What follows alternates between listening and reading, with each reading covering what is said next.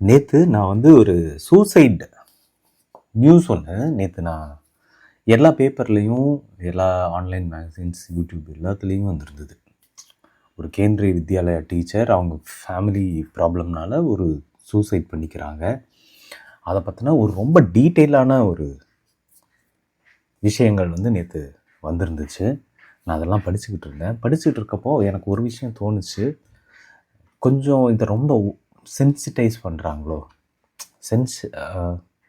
இந்த விஷயத்தை வந்து ரொம்ப பரபரப்பாக்குறாங்க, இதுக்கு வந்து ரொம்ப முக்கியத்துவம் கொடுக்குறாங்க, இந்த விஷயத்தை பற்றி ரொம்ப அதிகமாக பேசுகிறாங்க அப்படின்னு எனக்கு தோணுச்சு. அதுவும் குறிப்பாக அவங்க ஃபோட்டோ போடுறது, அவங்களுடைய இறுதி அந்த லெட்டரை வந்து போடுறது, அதை தலைப்பில் வந்து அந்த லெட்டரில் இருந்த சில வரிகளை வந்து யூஸ் பண்ணுறது அப்படின்னு கொஞ்சம் அளவுக்கு அதிகமாகவே இந்த தற்கொலையை வந்து மக்கள்கிட்ட கொண்டு போய் சேர்த்துருக்காங்களோ அப்படின்னு எனக்கு ஃபீல் ஆச்சு. ஏன் அப்படின்னு நான் சொல்கிறேன். ஏன்னா தற்கொலைகளை வந்து ரிப்போர்ட் பண்ணும்போது ரொம்ப கவனமாக பொறுப்போடு பண்ணணும். அப்படி பண்ணலைன்னா அது ரொம்ப ஆபத்தில் போய் முடிஞ்சிடும். எனக்கு வந்து மீடியா வந்து ஏன் இவ்வளோ பொறுப்பற்ற ஒரு தன்மையோடு இந்த விஷயத்தை வந்து ஹேண்டில் பண்ணியிருந்தாங்க அப்படின்னு எனக்கு ஃபீல் ஆச்சு. இன்றைக்கி நாம் அதை பற்றி தான் பேச போகிறோம். நான் உங்கள் மெட்ராஸ் மாங்க் அதிஷா. இது நீயே ஒலி பாட்காஸ்ட். தினமும் காலையில் வெவ்வேறு விஷயங்கள் பேசிக்கிட்டு இருக்கோம். நிறைய புது விஷயங்களை உங்களோட நான் பகிர்ந்துக்கிட்டு இருக்கேன். இன்றைக்கி நாம் அப்படி விவாதிக்க போகிற ஒரு விஷயம் என்னென்னா, செய்திகளில் அதுவும் குறிப்பாக தற்கொலைகள் பற்றிய செய்திகளில் இன்னும் பொறுப்போட மீடியா எப்படி செயல்படணும் அப்படிங்கிறத பற்றி தான். இந்த தற்கொலை பற்றிய அந்த செய்தி இருக்கு இல்லையா, அதை படிக்கும்போது எனக்கு ரொம்ப ஷாக்கிங்காக இருந்துச்சு. ஏன்னா அதை படிக்கிறவங்க ஏதோ ஒரு வகையில் தன்னோட அதை வந்து பொருத்தி பார்த்துக்கிறதுக்கான வாய்ப்பு இருக்குது. அப்படிப்பட்ட ஒரு செய்தி அது. நம்மளும் இதை தானே அண்டர்கோ பண்ணுறோம் அப்படின்னு நினச்சி அவங்களும் இதை வந்து ஃபாலோ பண்ணுறதுக்கான வாய்ப்பு கூட அதிகமாக இருக்குது. அப்படி இருக்கும்போது இது மாதிரியான செய்திகளை நம்ம இப்போ ஒருத்தருக்கு பகிர்ந்துக்கிறோம் அப்படிங்கும்போது ரொம்ப ரொம்ப பொறுப்புணர்வோடு நம்ம பகிர்ந்துக்கணும். ஏன் அப்படின்னா, உலக அளவில் இருக்கக்கூடிய தற்கொலைகள் எண்ணிக்கை 8 லட்சம் பர் இயர் அப்படின்றாங்க.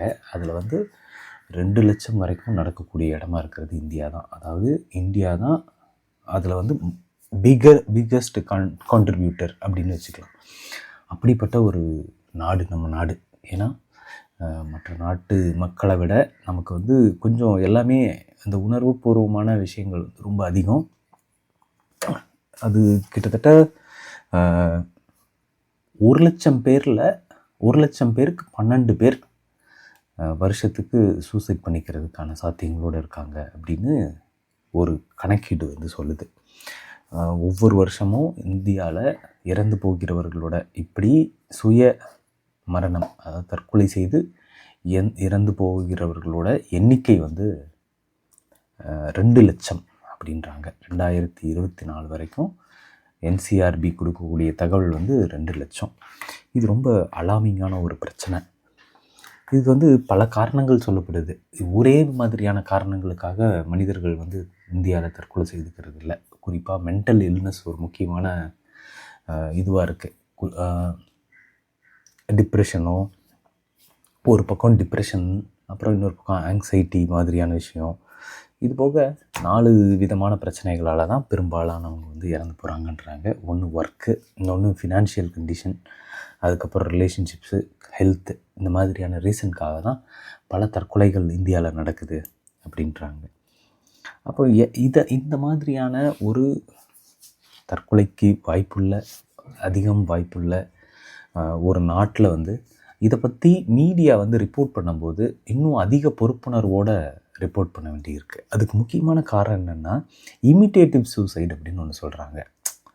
நீங்கள் ஒரு பிரச்சனை, அதுக்காக ஒருத்தர் வந்து தற்கொலை செஞ்சுக்கிறாரு அப்படின்னா அதை பார்த்து தனக்கு அந்த பிரச்சனை வரும்போது இதுதான் சரியான தீர்வு அப்படின்னு மனுஷங்க நினச்சிடக்கூடாது. அதுவும் குறிப்பாக டீனேஜர்ஸ் மாதிரியாக இருக்கவங்க இருக்காங்க இல்லையா, அவங்களுக்கு லைஃப் பற்றின பெரிய புரிதல் இருக்காது. அவங்களோட அந்த கிரிட் வந்து ரொம்ப டெண்டராக இருக்கும். அவங்களுக்கு வாழ்க்கை பற்றின அந்த ஒரு வாழ்க்கை பற்றின புரிதல் ரொம்ப கம்மியாக இருக்கும். அப்படி இருக்கும்போது அவங்களுக்கு வந்து இந்த இமிட்டேட்டிவ் சூசைட் அப்படிங்கிற ஒரு விஷயம் வந்து ஈஸியாக பாதிக்கக்கூடிய ஒன்றா இருக்கும். அப்படி இருக்கும்போது நம்ம இன்னும் அதிக பொறுப்போட இதை வந்து ரிப்போர்ட் பண்ண வேண்டியிருக்கு. ஆனால் இன்றைக்கி நம்ம எப்படி இதை ரிப்போர்ட் பண்ணுறோன்னா, இதை வந்து ரொம்ப சென்சேஷ்னலாக ஆக்கிறதுக்கான எல்லா வேலையும் பார்க்குறோம். ஒரு பெண் வந்து தன்னுடைய வீட்டில் ஒரு பிரச்சனை, அவங்க வந்து 5 ஆண்டுகளாக அவங்க வந்து அந்த வீடு வந்து ரொம்ப கொடுமைப்படுத்தியிருக்காங்க, அதனால் தற்கொலை பண்ணியிருக்காங்கன்றத அவ்வளோ சென்சேஷனலைஸ் பண்ணிகிட்டே இருக்காங்க. அவங்க திரும்ப திரும்ப அந்த விஷயத்தை வந்து அதுக்கான காரணத்தை வந்து சொல்லிக்கிட்டே இருக்காங்க. இதை பார்க்குறவங்களுக்கு அது என்ன மாதிரியான மனநிலை உருவாக்கும், இதை வந்து படிக்கிறவங்களுக்கு என்ன மாதிரி மனநிலை உருவாக்கும் அப்படிங்கிறத பற்றியெல்லாம் நம்ம மீடியா வந்து பெருசாக கவலைப்பட்டுக்கவே இல்லை. அவங்க வந்து அவங்களுக்கு தேவை வந்து ஒரு நல்ல பரபரப்பான ஒரு டைட்டில், உடனே அந்த டைட்டில் மட்டும் வச்சிடுறாங்க. நான் வந்து ஒரு ஒர்க் மெய்டாக இருந்தேன் அப்படின்றது இருக்குல்ல, அப்புறம் நான் கடைசியாக சாப்பாடு செஞ்சுட்டேன், அதை சாப்பிடு அப்படின்னு அவங்க எழுதியிருந்தாங்க. இந்த மாதிரியான சொற்கள் யூஸ் பண்ணுறது, இந்த மாதிரியான டேக்லைன்ஸ் யூஸ் பண்ணுறது, இந்த மாதிரியான டைட்டில் யூஸ் பண்ணுறது இருக்குல்ல, இது வந்து ரொம்ப டேஞ்சர்.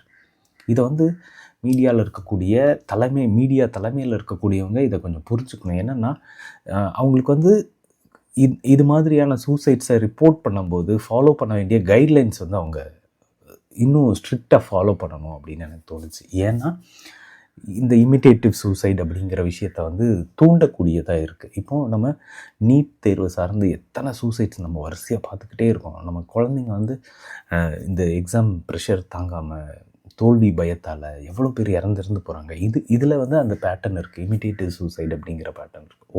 நீட் தேர்வா, அதை வந்து குழந்தைங்க வந்து தாங்கிக்க முடியலன்னா இப்படி பண்ணிக்கணும் அப்படிங்கிறத வந்து திரும்ப திரும்ப வலியுறுத்துகிற மாதிரியான ஒரு சூழல் வந்து இன்றைக்கி இருக்குது. அப்போது இதை நம்ம வந்து இதெல்லாம் ரிப்போர்ட் பண்ணும்போது எப்படி ரிப்போர்ட் பண்ணணும், இதை பற்றி மக்கள்கிட்ட ஒரு விஷயத்தை கொண்டு போய் சேர்க்கணுன்னா எப்படி கொண்டு போய் சேர்க்கணும் அப்படிங்கிறதுக்கு சில கைட்லைன்ஸ் இருக்குது. இதை வந்து WHO, தன்னார்வ தொண்டு நிறுவனங்கள், அரசு, இவங்கெல்லாம் சேர்ந்து உருவாக்கின சில கைட்லைன்ஸ் இருக்குது. நீங்கள் வந்து சில தளங்களில் பார்த்தீங்கன்னா அவங்கெல்லாம் வந்து இந்த கைட்லைன் படி தான் அந்த நியூஸ் வந்து ரிப்போர்ட் பண்ணுவாங்க. அதாவது எல்லா செய்தியோட கீழேயும் நீங்கள் கவனிச்சிருந்தீங்கன்னா இதுக்கு வந்து சூசைட் தாட்ஸ் இருந்துச்சுன்னா நீங்கள் வந்து இவங்களை அணுகுங்க, இவங்க வந்து உங்களுக்கு சப்போர்ட் பண்ணுவாங்க அப்படின்னு நம்பர் போடுறது, அந்த வெப்சைட்டோட டீட்டெயில் கொடுக்கறது அப்படின்னு சூசைட் சம்மந்தமான சப்போர்ட் சிஸ்டமையும் அந்த நியூஸோட சேர்த்துருக்கிறத நீங்கள் பார்க்கலாம். இதுதான் ஒரு முறையான கைட்லைனுக்கான தொடக்கம். இந்த மாதிரி சூசைட் விஷயத்தை எங்கே ரிப்போர்ட் பண்ணாலும் என்ன பண்ணாலும் அதுக்கு கீழே வந்து கட்டாயம் இந்த விஷயத்தை வந்து போடணும். ஏன்னா இதை படிக்கிறவங்களுக்கு வந்து அந்த தாட் வந்துருச்சுன்னு வச்சுங்களேன், அவங்களுக்கு தேவையான சப்போர்ட் எங்கே கிடைக்கும் அப்படிங்கிறதையும் நம்ம எல்லா இடத்துலையும் சொல்லணும். ஆனால் நமக்கு வரக்கூடிய இதெல்லாம் இப்போல்லாம் நியூஸ் வந்து எப்படி வருதுன்னா, சின்ன சின்ன பெட்டிகளுக்குள்ளே நியூஸ் வர ஆரம்பிச்சிருச்சு. ஃபோட்டோ கார்ட்ஸ் அப்படின்னு சொல்லுவாங்க. ஒரு ஃபோட்டோ போட்டு ஒரு 4 வரியில் அந்த நியூஸ் சொல்லியிருப்பாங்க, அவ்வளோதான். ஆனால் அந்த 4 வரியில் வந்து ஸ்ட்ரைக்கிங்காக சொல்லணும் அப்படிங்கிறதுனால ரொம்ப அதிகமான உணர்ச்சி பூர்வமான விஷயங்களை வந்து அதில் ஆட் பண்ணுறது, அந்த ஃபோட்டோ வந்து இன்னும் ஷாக்கிங்கான ஃபோட்டோஸ் வைக்கிறது, அந்த மாதிரியான விஷயங்கள்லாம் இதில் பண்ணக்கூடாது. ஆனால் அதை நம்ம அப்படி தான் பண்ணுறோம். குறிப்பாக யூடியூப்பில் இதே செய்தியை வந்து ஒவ்வொரு செய்தி நிறுவனமும் எப்படி போட்டிருக்கு அப்படின்னு போய் பார்த்தா அவ்வளோ ஒரு இதுவே இல்லாமல் போட்டிருக்காங்க. கொஞ்சம் கூட ஒரு பொறுப்புணர்வே இல்லாமல் அந்த யூடியூப் தம்ப்நெயில்ஸ் எல்லாம் வைக்கப்பட்டிருக்கு. ஒவ்வொரு யூடியூப் தம்ப்நெயிலும் பார்க்கும்போதும் கோபம் வருது நமக்கு. அப்படி வைக்கக்கூடாது அப்படிங்கிறது கூட அவங்களுக்கு வந்து தெரிய மாட்டேங்குது. ஸோ இது ஒரு முக்கியமான பிரச்சனை. என்னென்னா எப்போவுமே இந்த மாதிரியான சூசைட்ஸை வந்து நீங்கள் ரிப்போர்ட் பண்ணுறாங்கன்னா முதல்ல அவங்க பண்ண வேண்டிய சில விஷயங்கள் இருக்குது. அவங்க முதல்ல இது வந்து பீப்புள்கிட்ட என்ன மாதிரி இம்பேக்டை உருவாக்கும் அப்படிங்கிறத எவாலுவேட் பண்ணிட்டு தான் ரிப்போர்ட் பண்ணணும். இது பலருக்கும் வந்து ஒரு முன்னுதாரணமாக இருந்துடக்கூடாது. பலர் இதனால் இதை படித்து சில பேர் பாதிக்கப்பட்டுறக்கூடாது, அவங்க இதை செஞ்சு பார்க்கணும்னு நினச்சிடக்கூடாது அப்படிங்கிற அந்த பொறுப்பு வந்து மீடியாவுக்கு ரொம்ப அவசியமாக இருக்குது. அதை வந்து அவங்க மறந்துடக்கூடாது. அப்புறம் நம்மளோட ஸ்டோரி இருக்குல்ல, நம்ம வந்து ஒரு நியூஸை கொடுக்குறோம், நம்ம ஒரு விஷயத்தை வந்து எழுதுகிறோம், இல்லை நம்ம அதை பகிர்ந்துக்கிறோம். இல்லை இன்றைக்கி வந்து நியூஸ் இந்த தற்கொலைகள் பற்றிய செய்திகளை வந்து வெறும் செய்தி நிறுவனங்கள் மட்டும் பரப்புறதில்லை, நாமளும் கூட ஷேர் பண்ணுறோம். ஃபேஸ்புக்கில் போடுறோம், இன்ஸ்டாவில் இதை பற்றி ஒரு கருத்து சொல்கிறோம், எல்லாமே ஓகே. இதை பற்றி பேசும்போது நம்மளுடைய ஃபோக்கஸ் வந்து இந்த இந்த தற்கொலை விஷயத்தை பற்றி இருக்கக்கூடாது, இதை ப்ரிவெண்ட் பண்ணுறது எப்படிங்கிறத பற்றி தான் இருக்கணும். அதுதான் நம்மளுடைய மெயின் ஃபோக்கஸாக இருக்கணும். இது மாதிரி ஒரு சுச்சுவேஷனாக நீங்கள் இதை பண்ணிக்காதீங்க, இது எப்படி எதிர்த்து போராடணும், இந்த வாழ்க்கைன்றது இதோட முடிஞ்சிடாது. ஒரு டாக்ஸிக்கான ரிலேஷன்ஷிப்பில் இருக்கீங்க அப்படின்னா அதுலேருந்து தப்பிச்சு வெளியே வரதான் நீங்கள் பார்க்கணும். இது பண்ணக்கூடாதுன்னு சொல்கிறதா தான் இருக்கணுமே ஒழிய, இங்கே பாருங்கள் எப்படி பண்ணிட்டாங்க, இது எவ்வளோ மோசமான சமூகத்தில் வாழ்கிறோம் அப்படின்னு ரொம்ப எதிர்மறையான ஒரு மனநிலையை உருவாக்காத விதத்தில் தான் அதை நம்ம பகிர்ந்துக்கணும் அப்படிங்கிறது ரொம்ப ரொம்ப முக்கியமாக இருக்குது. ஆனால் என்னென்னா, நம்ம பெரும்பாலான நேரத்தில் எதிர்மறையான ஒரு மனநிலையை உருவாக்குற மாதிரி தான் இந்த செய்திகள் எல்லாருமே நாமளும் உட்பட, நான் உட்பட பகிர்ந்துக்கிறேன். அப்படி பகிர்ந்துக்கக்கூடாது. ஒவ்வொரு முறை பகிர்ந்துக்கும் போதும் இந்த சப்போர்ட் சிஸ்டத்தையும் நம்ம சேர்த்து தான் பகிர்ந்துக்கணும் அப்படிங்கிறதையும் மனசில் வச்சுக்கணும். முக்கியமாக இந்த மாதிரியான செய்திகளை ஊடகங்கள் பகிரும்போது அந்த ப்ரைவசியை வந்து அவங்க இப்போலாம் காப்பாற்றுறதே இல்லை. எந்த ப்ரைவசியும் கிடையாது. எல்லா டீட்டெயிலையும் போட்டுடுறாங்க. அவங்களோட அப்பா அம்மா யார், அவங்க கூட பிறந்தவங்க, அந்த ஸ்கூல்ல எந்த ஸ்கூலில் படித்தாங்க, என்ன செஞ்சாங்க, எந்த ஊரை சேர்ந்தவங்க, அவங்களோட குழந்தைங்க எங்கே படிக்கிறாங்கன்ற வரைக்கும் புகைப்படங்கள் உட்பட வெளியிடுறதுன்றது ரொம்ப அதிகமாக இருக்குது. இதையும் நம்ம வந்து மாற்றிக்கணும். இது ரொம்ப டேஞ்சரு. என்னென்னா, ஒரு இழப்பில் இருக்கிறவங்களுக்கு இது மேலும் அதிகமான ஒரு ட்ராமாவை கொடுக்கக்கூடியதாக இருக்கும். அப்புறம் முக்கியமாக ரொம்ப டீட்டெயில்டாக நேற்றுலாம் நான் படிக்கும்போது எனக்கு தோணுச்சு, ரொம்ப டீட்டெயில்டாக எழுதியிருக்காங்க. அவங்க என்ன பண்ணிக்கிட்டாங்க, என்ன செஞ்சாங்க, எப்படி பண்ணாங்க, ப்ளீஸ் ஸ்டாப் அப்படின்னு தோணுச்சு. ஏன் இப்படி பண்ணுறீங்க? ஏன்னா இந்த டிஸ்கிரிப்ஷன் இருக்குல்ல, டிஸ்கிரைப் பண்ணுறது இருக்குல்ல, அதை வந்து ரொம்ப எக்ஸ்பிளிசிட்டாக பண்ணுறாங்க. அப்படி பண்ணக்கூடாது. ரொம்ப மேலோட்டமாக பண்ணுங்கள் போதும். இதை வந்து ரொம்ப விளக்கி விலாவரியாக எப்படி நடந்தது அப்படின்றதெல்லாம் எழுதக்கூடாது அப்படிங்கிறதும் ரொம்ப முக்கியமானது. அதனால் இந்த டீட்டெயில் இன்ஃபர்மேஷனை வந்து கொடுக்காமல் இருக்கிறது தான் இந்த மாதிரியான ரிப்போர்ட்டிங்கில் நல்லது. இதை வந்து மீடியாக்கள் வந்து புரிஞ்சுக்கணும். என்னென்னா, இதில் போய் நான் இறங்கி உள்ளே அவங்களுக்கு என்ன பண்ணாங்க, எது பண்ணாங்க, அப்படி இப்படின்லாம் ப்ளீஸ் ஸ்டாப். அதெல்லாம் தேவையில்லை. இந்த நியூஸை ரிப்போர்ட் பண்ணியே ஆகணுன்ற பட்சத்தில் மட்டும் பண்ணால் போதும் அப்படிங்கிறது ரொம்ப முக்கியம். அப்புறம் அந்த ஹெட்லைன்ஸ் வைக்கிறாங்க இல்லையா, ஐயோ எனக்கு வந்து அவங்க வைக்கிற அந்த தலைப்புகள் இருக்குல்ல, அதை படிக்கும்போது தான் ரொம்ப வேதனையாக இருந்துச்சு. இந்த நியூஸை வந்து நீங்கள் விற்று தான் சம்பாரித்து சாப்பிட்ணும் அப்படிங்கிறது இருக்குல்ல, இது ரொம்ப ரொம்ப மோசம். தயவு செஞ்சு மனிதர்களோட மரணத்தை விற்று திங்காதீங்க. அது வந்து பாவம். அதனால் முடிஞ்ச வரைக்கும் இந்த மாதிரி செய்திகளை சென்சேஷனலைஸ் பண்ணி அது மூலிமா நிறைய வியூஸ் வரணும், அது மூலமாக நிறைய பணம் வரணும்னு நினைக்காதீங்க. ப்ளீஸ் அது பண்ணாதீங்க. அது ஒன்று தான். அப்புறம் இந்த ஃபோட்டோஸ் வீடியோஸ் எல்லாம் ஷேர் பண்ணும்போதும் கொஞ்சம் பார்த்து பண்ணணும். முகத்தை எல்லாம் ப்ளர் பண்ணிட்டு பண்ணணும் அப்படிங்கிறதையும் அவங்க வந்து மனசில் வச்சுக்கணும். ஒரு தற்கொலை நடக்குது அப்படின்னா அது ரொம்ப ஓவர் சிம்பிளிஃபை பண்ணுறாங்க. இதுதான் காரணம் அப்படின்னு எனக்கு இப்போ நான் நிறைய நியூஸ்லாம் படிக்கும்போது எனக்கு தோணும், எனக்கு வந்து கறிக்குழம்பு ஏற்றி தரவில்லை என்பதால் தற்கொலை அப்படின்லாம் போடுவாங்க. வீட்டில் வந்து இந்த பொருள் டிவி வாங்கி கொடுக்காததால் தற்கொலை, இந்த மாதிரிலாம் போடும்போது பார்க்கும்போது எனக்கு ரொம்ப கஷ்டமாக இருக்கும். என்னென்னா, ஓவர் சிம்பிளிஃபிகேஷன் இருக்குல்ல, ஒரு சூசைடை ஓவர் சிம்பிளிஃபை பண்ணுறது அப்படிங்கிறது ரொம்ப ரொம்ப தப்பு. ஏன்னா ஒரு மனுஷனுக்கு வந்து தன்னைத்தானே மாய்த்து கொள்கிற அளவுக்கு ஒருத்தனுக்கு வந்து ஒரு நிலை வருதுன்னா அதுக்கு நிறைய காரணங்கள் இருக்கும். வெறும் ஒரு காரணம் இருக்காது, அதுக்கு முன்னாடி அது அக்குமுலேட் ஆகிருக்கும்.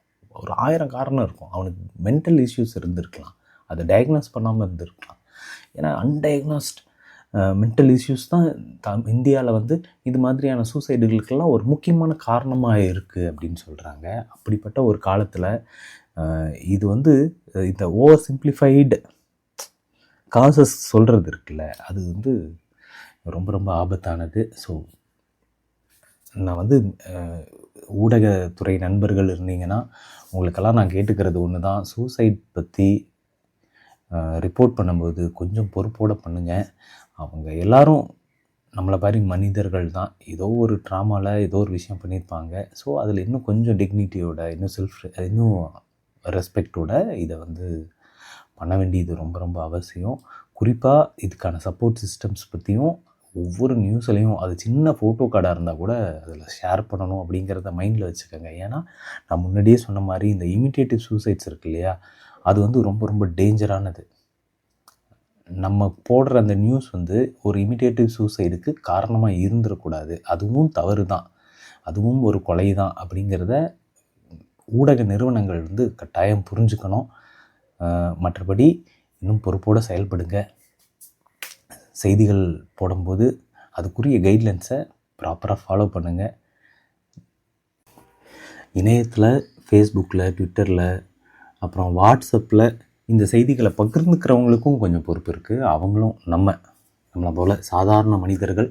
நம்ம மீடியா இல்லைனாலும் இன்றைக்கி எல்லாருமே சோஷியல் மீடியா வந்ததுக்கப்புறம் நம்மளும் ஒரு குட்டி மீடியாவை தான் இயங்குகிறோம். ஸோ நமக்கும் பொறுப்பு இருக்குது. நம்மளும் தொடர்ந்து இது மாதிரி செய்திகளை பகிர்ந்துக்கும் போது கொஞ்சம் பொறுப்போட கவனமாக பகிர்ந்துக்கணும். நம்ம வந்து தொடர்ச்சியாக இதை பற்றி பேசணும். மனநல ஆலோசனை பெறுங்க. சப்போஸ் உங்களுக்கு அந்த மாதிரியான எண்ணங்கள் இருக்குது, தற்கொலை சார்ந்த எண்ணங்கள் வருது அப்படின்னா நல்ல மனநல மருத்துவரை பார்த்து ஆலோசனை பெற வேண்டியது எல்லாருக்கும் ரொம்ப ரொம்ப முக்கியம்.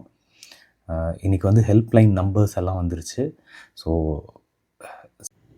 ஸோ அதை பயன்படுத்துங்க.